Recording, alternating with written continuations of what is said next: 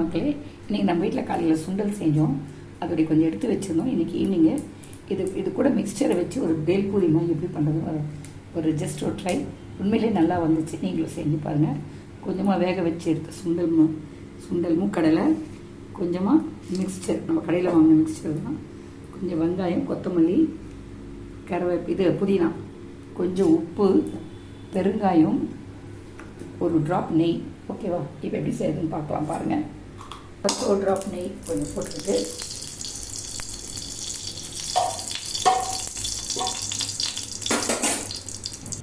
இந்த சுண்டலை கொஞ்சம் போட்டு வதக்கிக்கணும். கொஞ்சம் நேரம் சிம்லேயே வச்சு வதக்கிக்கோங்க. வதக்கிட்டு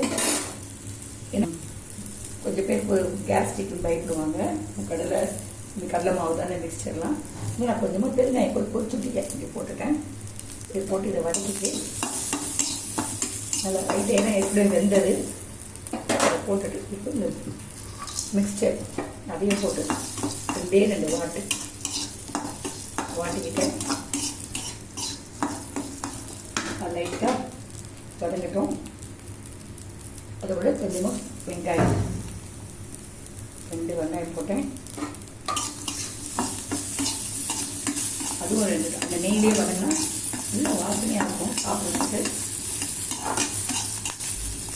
2 சிட்டிகை உப்பு. இன்னும் எல்லாத்தையும் உப்பு போட்டு தான் இருக்குது, இருந்தாலும் 2 உப்பு போடுவோம்னு போட்டிருக்கேன். உப்பையும் போட்டு சும்மா 2 ட்ராப் அப்படியே வேகட்டும், வதங்கட்டும்.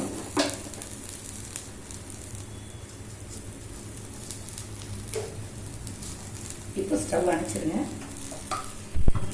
அணைச்சிட்டு இப்போ இந்த வதக்கினது எல்லாத்தையும் தூக்கி இதில் கொட்டிக்கோங்க. கொட்டிட்டு இப்போ நம்ம கட் பண்ணி வச்சுருக்க கொத்தமல்லி, கொஞ்சமாக வெங்காயம் தலை, கட் பண்ணுறேன். கொஞ்சம் இன்னும் கூட வெங்காயம் தேவைப்படுறவங்க போட்டுக்கலாம். நான் கொஞ்சமாக தான் நறுக்கினேன். வெங்காயம், கொத்தமல்லி, புதினா இது 3 போட்டு கொஞ்சமாக சில்லி பவுடர், மிளகாத்தூள் கொஞ்சமாக அதை போட்டு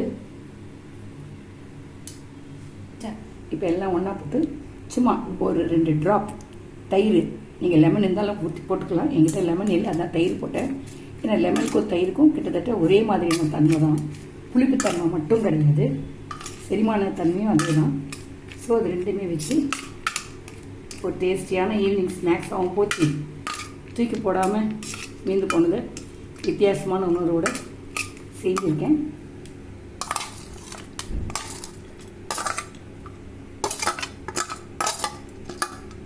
அவ்வளோதாங்க.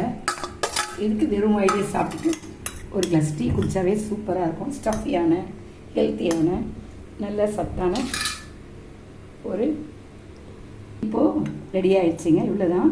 இது செய்கிறதும் ரொம்ப ஈஸி. உங்கள்கிட்ட ப்ரெட் இருந்தால் அந்த ப்ரெட்டு வெறும் தவாவில் கொஞ்சமாக எண்ணெயோ நெய்யோ விட்டு 2 பக்கம் பொரிச்சிட்டு அதை வச்சு இது உள்ளே வச்சு கடிச்சு சாப்பிட்டிங்கன்னா அவ்வளோ டேஸ்ட்டாக இருக்கும். நீங்களும் ஒரு தடவை உங்கள் வீட்டில் செஞ்சு பாருங்கள். எப்படி இருக்குன்னு கமெண்டில் சொல்லுங்கள். வாங்க அனைவரும் ஒன்றா சாப்பிட்லாம். இந்த சாந்தி விலாக்ஸ்க்கு உங்கள் சப்போர்ட் தேவை. இதுக்கு லைக் கொடுங்க, ஷேர் பண்ணுங்கள், கமெண்ட் பண்ணுங்கள். பாய். வாங்க எல்லாம் ஒன்றா சாப்பிட்லாம்.